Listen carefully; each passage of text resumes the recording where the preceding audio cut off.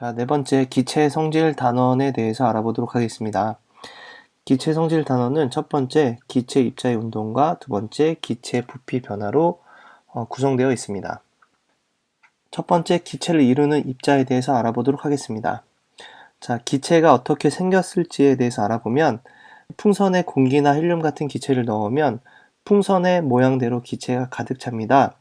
기체는 모양이나 틀에 관계없이 가득 차는 성질을 가지고 있습니다. 자, 주사기에 공기를 넣고 끝을 막은 다음 피스톤을 누르면 피스톤이 밀려 들어가면서 공기의 부피가 줄어듭니다.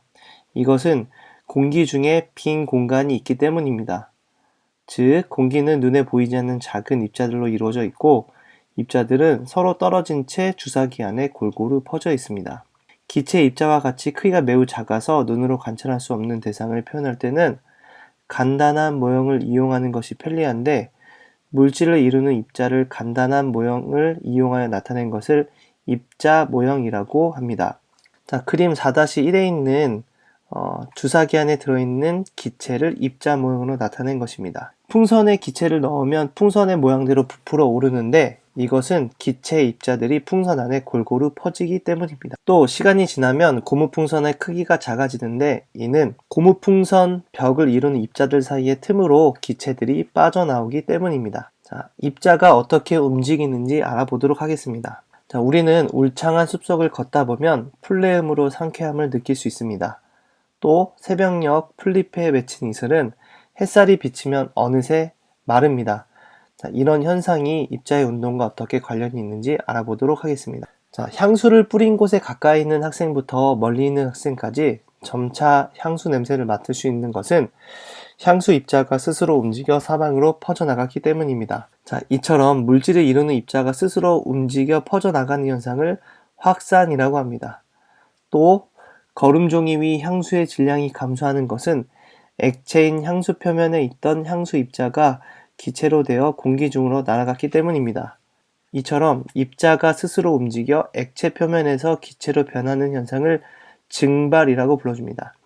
다시 한번 정리하면 물질을 이루는 입자가 스스로 움직여 퍼져나가는 현상은 확산, 입자가 스스로 움직여서 액체 표면에서 기체로 바뀌는 현상을 증발이라고 불러줍니다. 이 두 가지 현상처럼 멀리 떨어져 있는 곳에서도 음식 냄새를 맡을 수 있는 것이나 물걸레로 닦은 교실 바닥이 마르는 것은 모두 입자가 스스로 운동하기 때문에 나타나는 현상입니다. 확산이나 증발에서 보듯이 물질을 이루는 입자는 스스로 운동하고 있습니다. 자, 그림은 향수의 확산 모형을 나타낸 그림입니다. 자, 향수 입자는 뚜껑을 열면 향수통 주변에 움직이고 있게 되지만 시간이 지나면 방 가득 퍼져나가게 됩니다. 다음 그림은 물의 증발 모형입니다.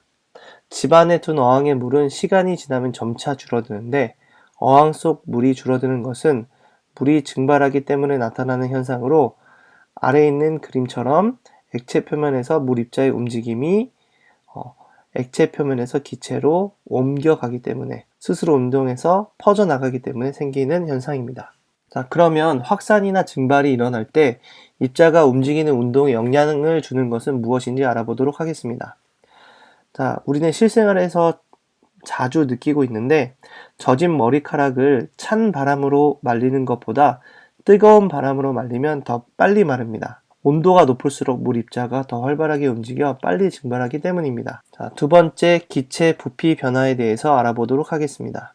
자, 먼저 기체 압력에 대해서 알아보도록 하겠습니다. 자, 압력이라고 불러주는 것은 일정한 넓이가 받는 힘의 크기를 압력이라고 불러줍니다. 자, 압력은 공기와 같은 기체에서도 나타나게 됩니다. 자, 우리가 쇠구슬을 넣은 페트병 흔들기 실험을 해본 적이 있는데 그 안에 들어있는 쇠구슬의 개수가 많을수록 손에 느껴지는 압력이 더 커졌다는 것을 알 수 있었습니다. 자, 예를 들면 기체 안에 들어있는 입자는 모든 방향으로 운동하면서 용기 벽에 충돌하므로 기체 압력은 모든 방향으로 작용한다라고 알 수 있습니다.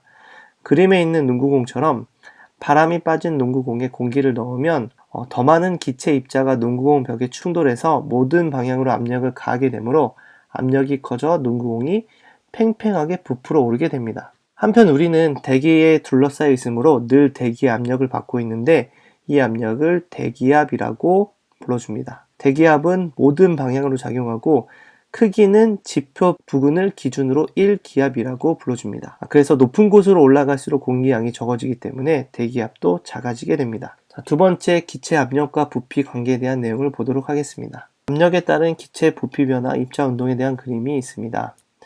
자, 가운데 있는 그림을 기점으로 세게 눌렀을 때, 즉 압력을 높였을 때는 기체 부피가 감소하고 충돌 횟수가 증가하는 것을 알 수 있습니다. 반대로 압력을 낮췄을 때, 누르는 힘을 줄였을 때는 기체 부피가 증가하고 기체들끼리 부딪히는 충돌 횟수가 감소하는 것을 알 수 있습니다. 자, 이와 같이 압력에 따라 기체 부피가 변하는 예에는 잠수부가 내뿜은 공기 방울이 수면으로 올라갈수록 점점 커지는 현상이 있습니다. 자, 세 번째, 기체 온도와 부피 관계에 대해서 알아보도록 하겠습니다. 자, 온도에 따른 기체 부피 변화 입자의 운동을 보게 되면 온도를 높이면 기체 입자의 운동이 활발해지고 기체 입자가 벽을 치는 횟수가 증가하기 때문에 공간이 커지게 되는, 즉 부피가 증가하는 현상이 나타나게 됩니다. 반대로 온도를 낮추게 되면 기체 입자의 운동이 둔해지게 되고 벽을 치는 충돌 횟수가 줄어들기 때문에 기체 부피가 감소하게 됩니다. 온도에 따라 기체 부피가 변하는 예에는 햇빛이 비치는 창가에 과자 봉지를 두면 부풀어 오르게 되는 현상이 있습니다.